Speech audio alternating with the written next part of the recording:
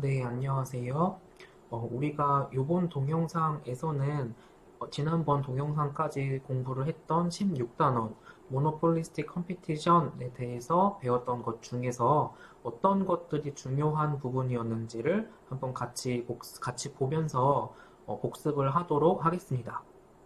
16단원 내용들이 많지가 않아서 너무 빨리 지나가 버리는 느낌이 드실 수가 있는데, 그래서 요번 같이, 그냥 딱 요번 시간에 다시 한번 복습하면서 시험 공부 그냥 요때 한다라고 생각을 하시고, 따로 또 시간 내시기 어려우니까 요때 같이 요런 거가 16단원에서 나왔었지라고 한번 요렇게 정리를 하는 시간이 됐으면 좋겠습니다. 우리가 이 전에서 완전 경쟁 시장하고 독점이라는 것에 대해서 먼저 공부를 했습니다. 그런데 실제 세상에, 우리 사회에 나타나 있는 걸, 실제 세상을 보면 사실 완전 경쟁인 경우도 그렇게 많지는 않고 독점인 경우도 사실 그렇게 많지가 않습니다. 오히려 완전 경쟁과 독점 사이에서 우리가 이번에 살펴보는 모노폴리스틱 컴피티션이거나 아니면 다음 단원에서 살펴볼 올리고폴리인 경우가 상당히 더 많다고 생각을 하실 수가 있겠습니다. 이제 그래서 우선 올리고폴리, 과점은 우리가 이제 다음 단원에서 살펴볼 텐데, 과점 시장은 그 셀러가 많지는 않은 경우, 그리고 혹은 동일하거나 아니면 조금 비슷한 상품을 판매를 하는 경우입니다. 이제 그리고 이와 같은 시장이 올리고폴리 시장인지 아닌지를 이와 같은 컨센트레이션 레이시오라는 것을 통해서 알 수가 있겠는데, 이제 여기서 탑 4 기업, 그러니까 어떤 산업이 됐든 아니면 어떤 서비스가 됐던 탑 4 기업의 합한 어떤 마켓쉐어 같은 거를 통해서 이 산업이 얼마나 집중되어 있는지를 살펴볼 수가 있었습니다. 그래서 산업에 따라서 이게 뭐 미국 기준이고 우리나라의 경우에도 또 다를 텐데, 그래서 이렇게 컨센트레이션 레이시오를 살펴볼 수 있었고, 이제 뭐 당연히 이제 우리가 중간고사를 보셔서 아시겠지만, 이게 미국의 이 가전의 컨센트레이션 레이시오가 90%구나 뭐 이런 거는 진짜 중요하지가 않잖아요. 그러니까 이건 어차피 또 매년 바뀌는 숫자일 테고, 그러니까 이 컨센트레이션 레이시오라는 걸 통해서 살펴볼 수가 있었지라고 이제 그런 거를 중요하게 생각을 하시고, 이제 이런 거는 진짜 그냥 데이터 주어진 거다라고 생각을 하시면 되겠습니다. 이제 그리고 우리가 요번 단원에서 살펴본 모노폴리스틱 컴피티션은 앞에서 잠깐 살펴봤던 올리고폴리처럼 독점과 안전 경쟁의 중간 형태에 있는 것입니다. 그래서 이게 말이 조금, 우선 제가 또 수업 시간에 드렸던 것처럼, 아니 컴피티션이면 컴피티션이고 모노폴리면 모노폴리지, 모노폴리스틱한 컴피티션은 또 뭐야? 라고 이렇게 생각을 하실 수가 있는 거죠. 이제 그래서 이게 이쪽의 성격과 이쪽의 성격을 다 가지고 있는 건데, 셀러가 꽤 많이 있습니다. 이 모노폴리스틱 컴피티션에는. 이제 그런데 각 기업이 판매하는 제품이나 서비스는 약간씩 차별화가 되어 있는 것이 바로 이 모노폴리스틱 컴피티션 시장입니다. 그렇다 보니까 기업이 서비스나 제품에 대해 어느 정도씩의 지배력을 갖고 있다 보니까 프라이스 테이커가 아닌 프라이스, 뭐라고 했었죠? 프라이스, 생각이 안 나네 갑자기. 가격을 세팅하는, 가격을 뭔가 좀 자유롭게 설정할 수 있는 능력이 있는 경우가 되겠습니다. 그리고 완전 경쟁 시장의 경우에는 디맨드 커브가 각 개별 기업마다 받아들이는 기업 그 디맨드 커브는 이렇게 플랫하다라고 했었는데, 이와 같이 각 기업이 그 제품에 대해서는 차별화를 하고 있기 때문에 이 디맨드 커브, 여기 지금 모노폴리스틱 컴피티션의 경우에는 디맨드 커브가 우하향하는 디맨드 커브를 갖게 되겠습니다. 이제 그리고 장기적으로 단기적으로 이익이 나고 있다라고 하면 새로운 기업이 그 시장에 들어가고, 그리고 만약에 손실이 나고 있다라고 하면 기존에 있던 기업이 시장에서 퇴출되고 하는 식으로 기업이 새로 들어가기도 하고 나가기도 합니다. 이제 그러다가 장기적으로는 이코노믹 프로핏이 0에 수렴하는 모습이 되겠습니다.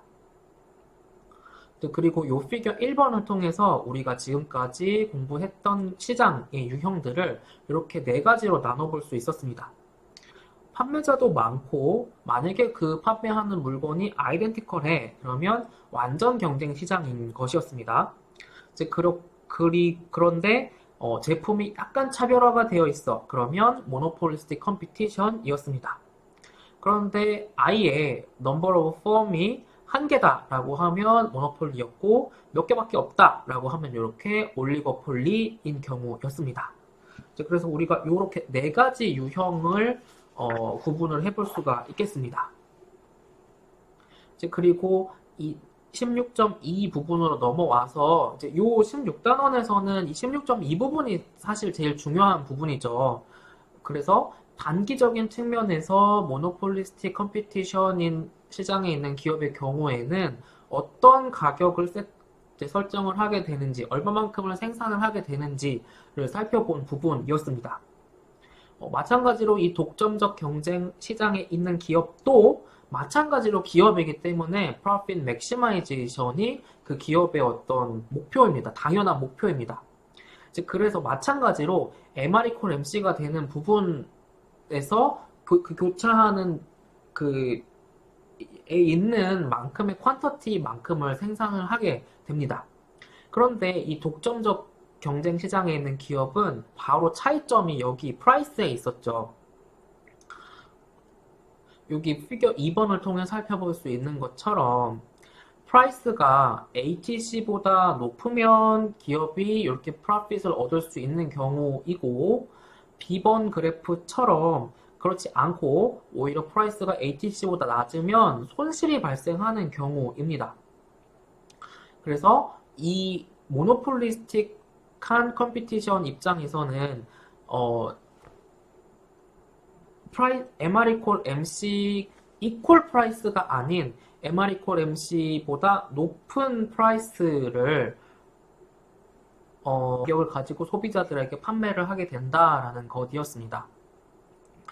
그리고 만약에 이와 같은 어떤 시장에 산업에 있는 기업이 프라이스가 ATC보다 높아 그래서 이익이 발생하고 있는 걸 딱 눈치를 챘다 하자.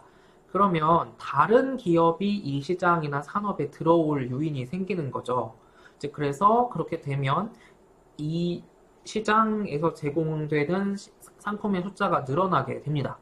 그렇게 되면 각 개별 기업이 가져가는 이익은 줄어들게 되고 다시 이런 과정을 거치다가 이코노믹 프로핏은 제로까지 떨어지게 됩니다. 그래서 이렇게 장기적인 측면에서는 MR = MC가 교차하는 지점에서만큼을 생산을 하긴 하는데 그것보다 높은 가격을 이렇게 소비자들에게 제품이나 서비스에 대한 대가로 받는다라는 것이었습니다.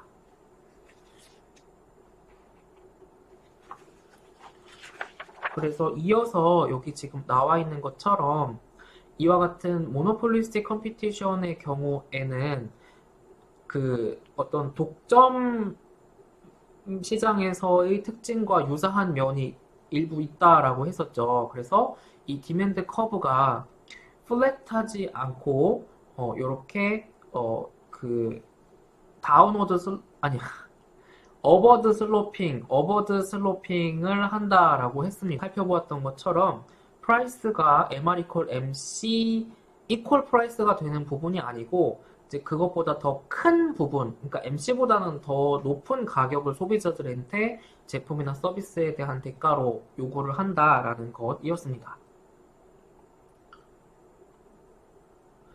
그래서 이렇게 모노폴리스틱 컴피티션을 완전 경쟁과 비교를 해보면 이제 완전 경쟁의 경우에는 MR = MC 이퀄 프라이스의 형태였습니다. 이제 그리고 그 efficient한 스케일만큼이 다 생산이 되는 것이었습니다. 그렇지만 모노폴리스틱 컴피티션의 경우에는 MR = MC보다 높은 가격으로 소비자들에게 제품이나 서비스를 판매하고 있었습니다. 그럼에도 불구하고 여기 지금 바로 나오는 피겨 4번에서 살펴볼 수 있는 것처럼, 그러니까 요 모노폴리스틱 컴피티션이든 퍼펙트 컴피티션이든 MR 이퀄 MC, MR 이퀄 MC가 교차를 하기는 합니다. 이제 그렇지만 두 모습이 차이가 있는 거가 되겠죠. 그래서 여기 지금 요 완전 경쟁의 경우에는 ATC와 그 MC가 접하면서 이제 그만큼의 가격을 소비자들에게 이제 징수를 하는데 요 모노폴리스틱 컴피티션의 경우에는 그것보다 높은 가격을 소비자들에게 징수를 하는 차이가 있었습니다. 그래서 ATC의 미니멈보다 여기 좀 높은 가격이 되는 거죠.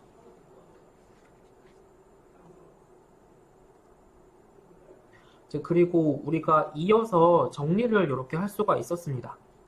과연 어떤 경제적인 웰빙 측면에서 혹은 웰페어 측면에서 이와 같은 모노폴리스틱 컴피티션의 경우에는 그렇게 MR 이퀄 MC 이퀄 프라이스가 아닌 그보다 높은 가격을 소비자들에게 징수를 하기 때문에 이와 같은 마크업이 생긴다. 그러니까 더 높게 가격을 받게 된다. 그리고 시장에서 만약에 완전 경쟁 시장이라고 했으면 더 생산이 되었을 건데 그렇지 않고 덜 생산이 되기 때문에 이와 같은 데드앤로스 경제적인 손실이 발생한다라는 것이었습니다.